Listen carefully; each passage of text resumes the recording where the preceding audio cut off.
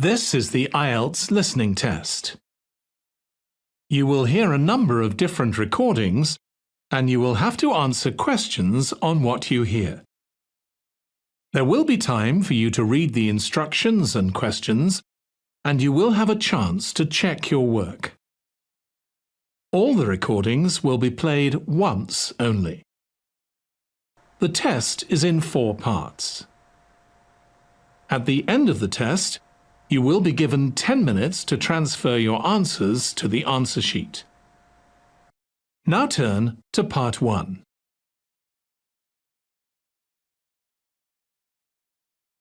Part 1. Renting an apartment. You will hear 2 men talking about renting an apartment with a third man. On this occasion only, the first part of the conversation is played twice. Before you listen again, you have 30 seconds to read questions 1 to 6.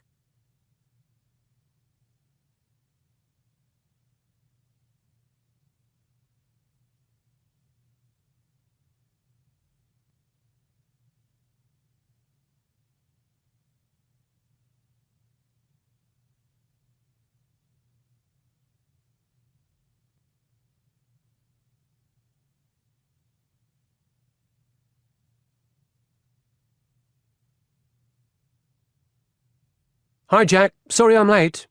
No problem, Peter. We're still waiting for Mike. So, what do you think about 96 Hobson Street? It's great. You don't think the building's too noisy, so close to the motorway? It depends which apartment we take. What are our options? At the moment, there are 2 apartments available. One on the 4th floor, the other higher up. Do they get views? Apartment 1520 does. Last night I went online and took a virtual tour of the building. One thing I noticed was that 3-bedroom apartments have only 1 double bedroom. Mostly that's true. But apartment 414 has 2. What about bathrooms? A single bathroom in each apartment. And balconies? 414 has 2 small balconies off the bedrooms. The kitchens in the tour looked good, but I can't remember whether they come with a dishwasher and a washing machine. Yes, they do. The kitchen in 1520 is quite small, but there's a large L-shaped living room to compensate. I know Mike's got a car. Is there a garage? Secure parking is limited to tenants who pay over $600 a week. How much is the rental on the apartments you saw?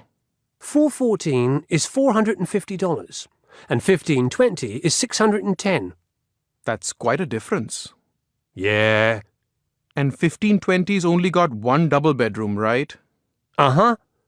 But it's facing away from Hobson Street, so it'll be quiet, and Mike's car would be safe. Right. I'm planning to sign the lease on Friday.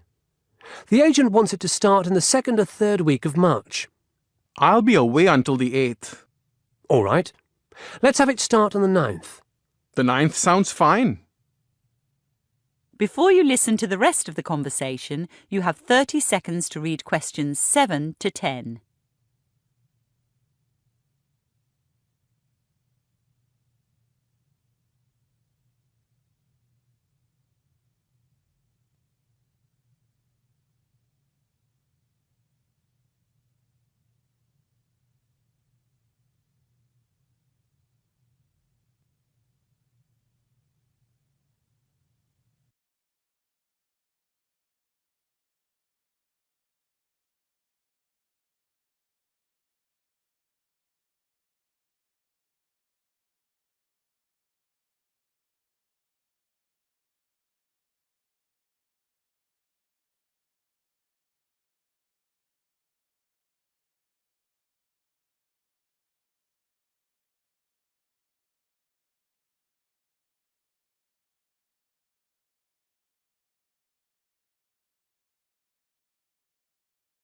Looks like Mike won't be here for another 20 minutes. That's a pity. I wonder if we could use his car to move. I'm sure we'll be able to.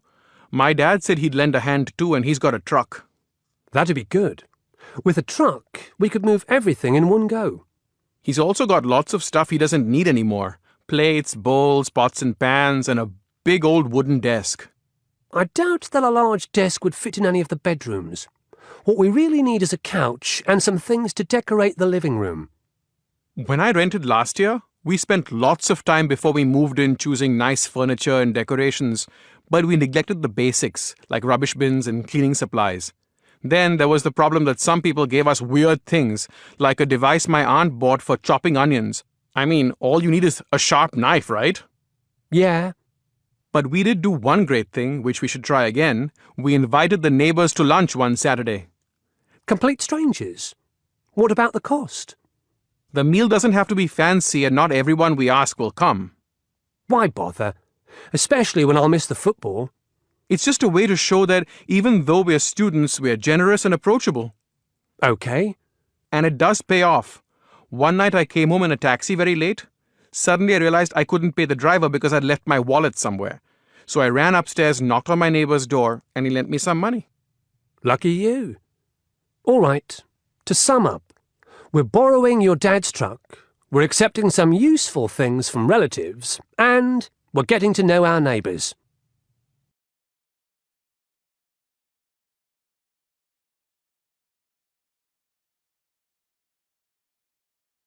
That is the end of part 1. You now have 1 minute to check your answers to part 1.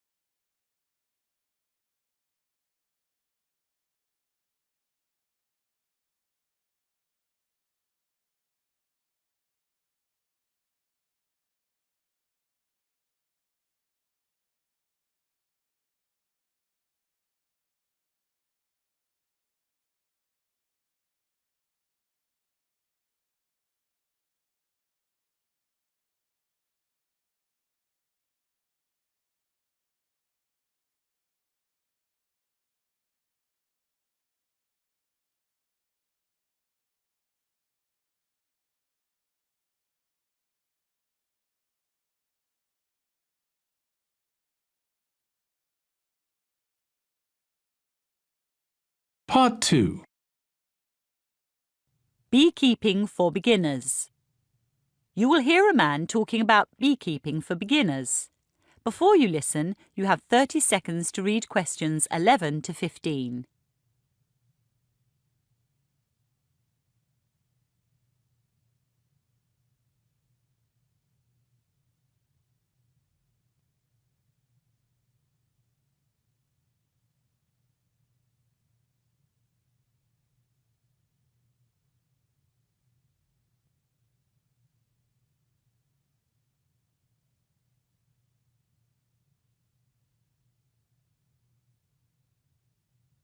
Good morning. As you may be aware, all over the world, bees are under threat. For their survival, the goodwill and hard work of enthusiasts like you is vital. Today, I'll present some facts about bees and beekeeping. Then I'll show you a Langstroth hive, which is a type commonly used by beekeepers. Bees and bee products can be eaten, and beeswax used to make candles and cosmetics. And of course, bees pollinate plants, so are essential in agriculture. There are many kinds of bees, solitary and social. Social bees live in colonies in the wild and can be cultivated in hives. The word eusocial describes the organisation of bee society. It's spelt EU plus social. It means there's one single reproductively active female to several males. It also signals a division of labour and cooperative care of the young by non-breeding individuals. In addition to honeybees, there are eusocial ants, termites, and naked vole rats. Before humans cultivated honeybees, wild colonies were raided, and sadly, this continues today. In Spain, 8,000-year-old rock drawings depict such raids, while Egyptian tomb paintings from 4,500 years ago show domesticated bees. However, the ancient Egyptians did not understand bee society and killed most of their insects in the quest for honey. Hives with movable parts that ensure continual honey collection and the safety of the queen were designed just 170 years ago by the American Lorenzo Langstroth. It is only in the last 300 years that the functions of the different parts of a bee colony and of the 3 types of honeybees themselves have been understood. A queen honeybee is the largest and most important member of honeybee society. She lives far longer than the other bees, up to 3 years, and her pheromones control the colony. Drones, or male honeybees, make up around 10% of a colony and live for just 4 months. They mate with queens and forage, but do little else. Female worker honeybees, constituting 90% of a colony, have a mere 6-week lifespan, yet they are the busiest creatures, guarding, cleaning, nursing, fanning and foraging. The queen lays eggs after she has been inseminated by a drone while flying in the open air. She can lay up to 2,000 eggs at one time. When unmated queens hatch from those 2,000 eggs, they will fight to the death, or one will fly away with a swarm to form her own colony elsewhere. The beauty of a Langstroth hive is that a beekeeper can separate out the laying queen and easily kill egg cells containing potential queens.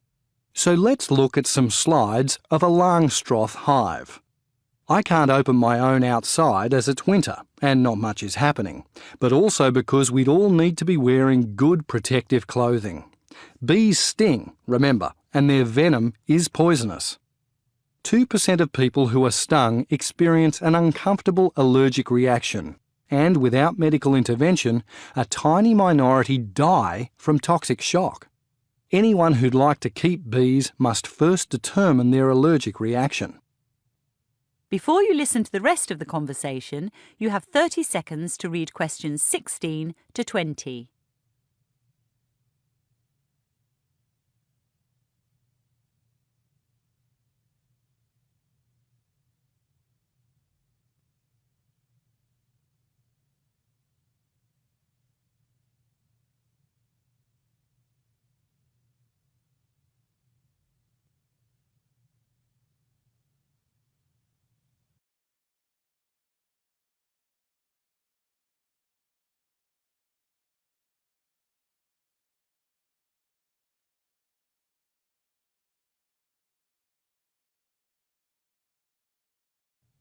OK, here's a Langstroth hive with 9 elements.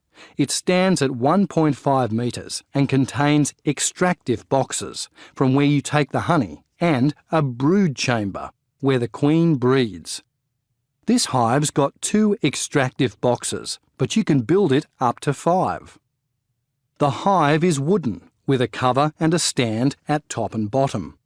There's always a wooden lid, letter B on your diagram, and if keepers collect venom, there's a sheet of glass below the lid. The extractive boxes are shallow because they're frequently handled. They hold 30 kilos of honey each, and a beekeeper couldn't lift one if it were any deeper. The thin screen beneath the lower extractive box has holes that drones and worker bees can crawl through, but which are too small for the queen. She, therefore, remains in the deep brood chamber where the eggs are laid. The final element above the stand is a board that prevents other animals from getting inside.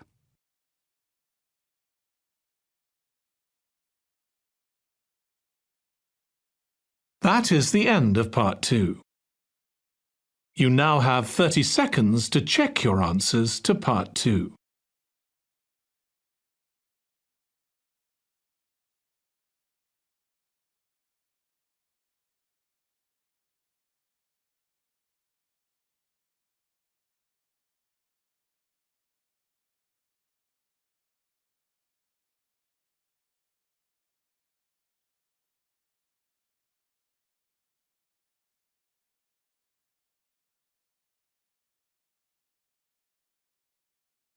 Part 3. Research into essay writing. You will hear two postgraduate students talking to their professor about their research into academic essay writing. Before you listen, you have 30 seconds to read questions 21 to 26.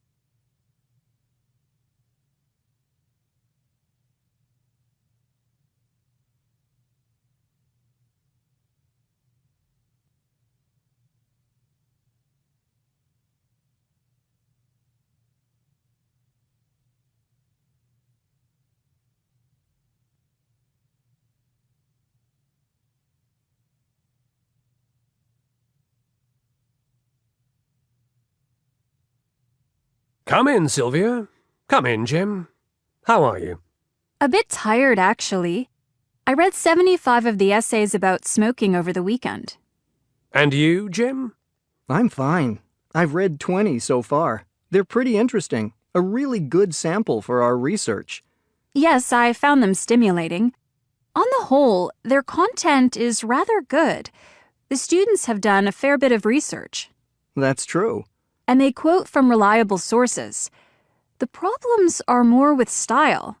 Many of the ones I read seemed like oral presentations instead of academic essays. I'd agree with that.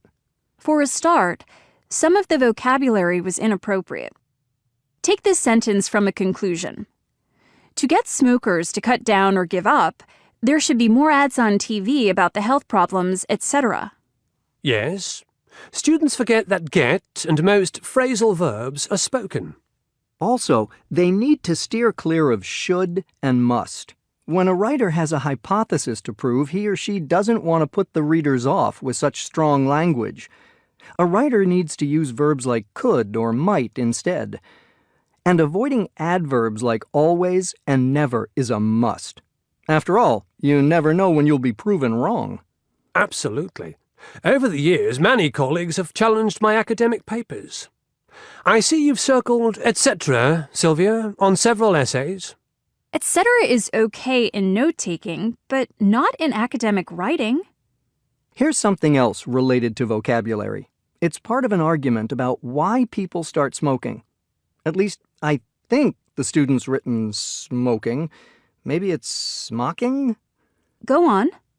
Men who avoid cigarettes may be assigned as nerds. This ideology makes them dare to join in smocking activities to let us know they're real men. That is interesting. I mean, there's an attempt at sophistication with assigned and ideology, but they're both used incorrectly. And nerd and real men are slang. Going back to the word smocking, I read 5 essays out of 75 in which students wrote about smocking. I must say it made me chuckle. What it does reveal is the danger of spell checkers. They can't alert a writer to words that really do exist. What exactly is smocking? Here's a dictionary definition.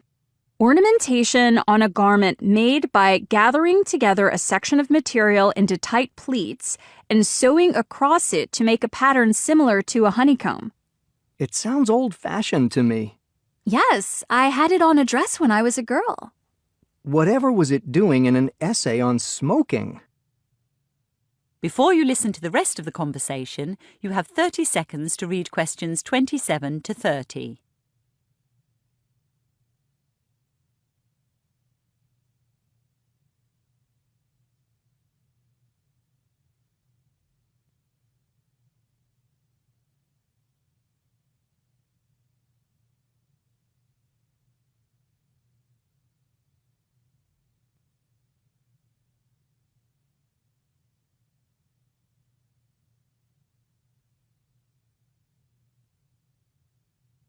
So, let's discuss what good academic writers do.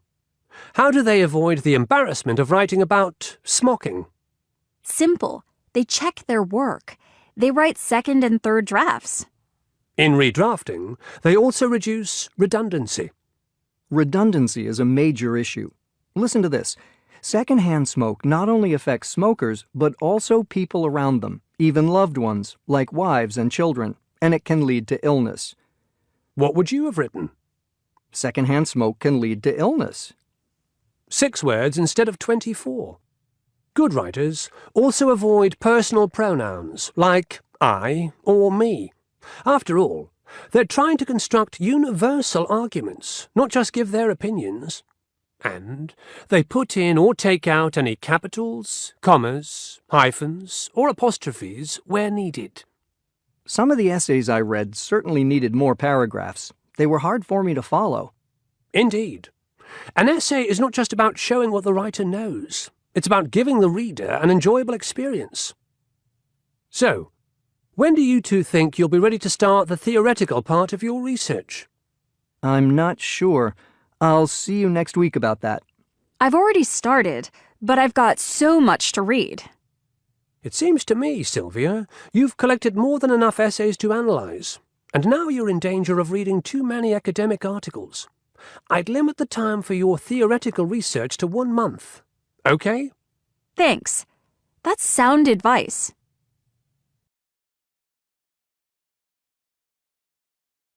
That is the end of Part 3. You now have 30 seconds to check your answers to Part 3.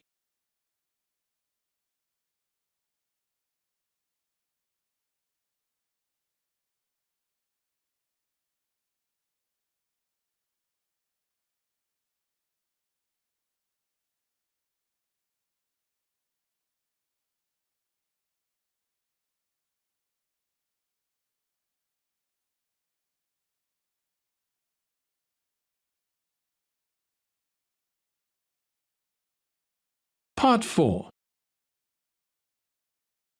Road congestion and market failure. You will hear a lecture on road congestion as an example of market failure. Before you listen, you have 45 seconds to read questions 31 to 40.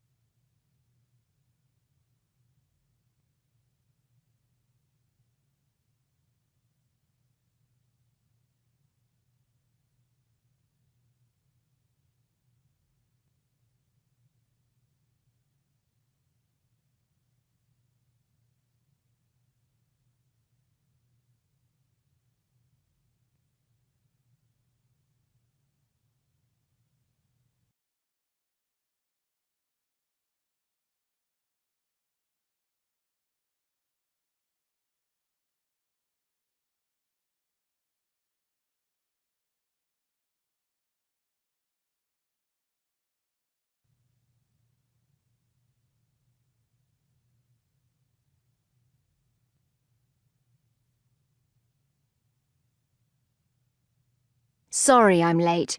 The traffic was unbelievable. However, my lateness is pertinent to today's topic. Road congestion as an example of market failure. Next week's examples will be carbon emissions and commercial fishing. But what is market failure? Broadly speaking, it's when the free market fails to develop or apportion resources efficiently. A market may fail completely or partially. In the case of complete failure, resources cannot be allocated to satisfy need or want because there are insufficient incentives for profit-seeking firms to enter the market. Take street lighting.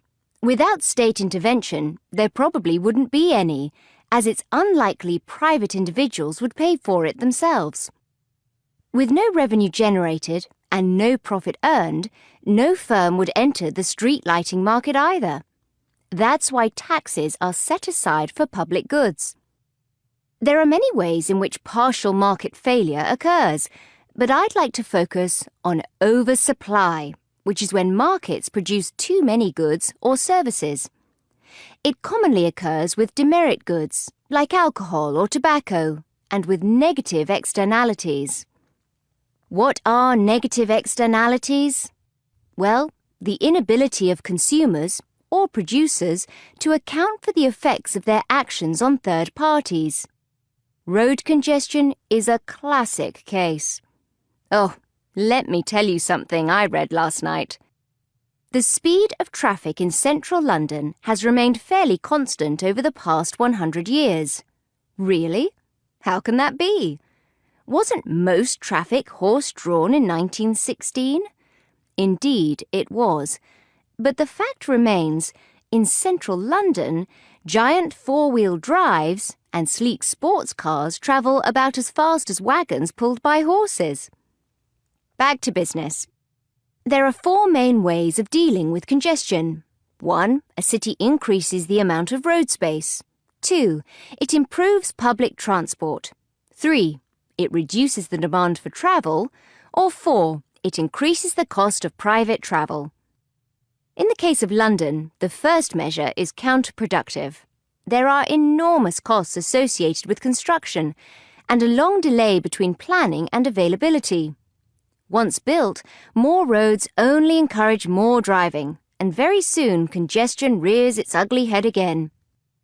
On the surface, improving public transport seems a great idea, but even when it's reliable, cheap and convenient, it's viewed as an inferior good. As incomes rise, most of us leave inferior goods behind. I mean, we used to drink beer. Now we drink boutique beer. We used to holiday locally at the seaside. Now we fly to Thailand. What about reducing the demand for travel? Unfortunately, no one seems to know how to do this.